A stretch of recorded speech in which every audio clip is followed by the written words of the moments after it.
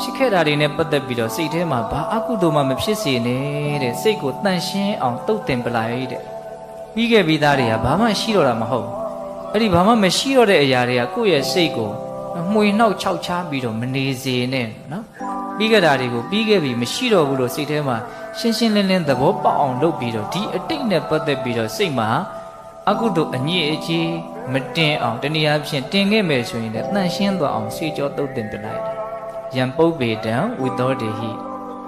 ပစ္စာတိမာဟုကိစ္စနံဟောမရောက်သေးတဲ့အနာဂတ်နဲ့ပတ်သက်ပြီးတော့လည်းပဲဘုန်းဘုန်းတို့မှာကြောင်းကြခြင်းတောင့်တခြင်းတွေနဲ့ပူနေလောင်နေကြရတာတွေမရှိဘူးလား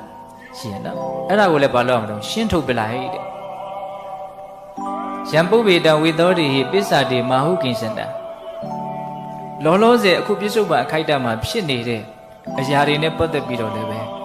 နည်းနည်းလေးမှစိတ်ထဲမှာမစွဲလန်းအောင်နေတဲ့ဒါတွေလည်းပဲဖြစ်ပေါ်လာတဲ့ပျောက်ကွယ်သွားတယ်လို့သူတို့ရဲ့အနိစ္စအချက်သူတို့ရဲ့သဘာဝတက်တက်ဖြစ်ပေါ်နေမှုကိုနားလည်အောင်လုပ်ပြီးတော့အခုလောလောဆယ်ဖြစ်နေတဲ့အရာနဲ့ပတ်သက်ပြီးတော့လည်းပဲ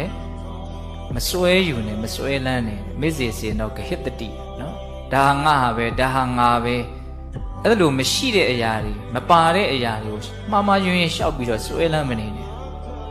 ဟုတ်လားအဲ့ဒါဆိုလို့ရှိရင်ဥပတ္တနောစရိတ္တိတင်ဟာငြိမ်ငြိမ်ချမ်းချမ်း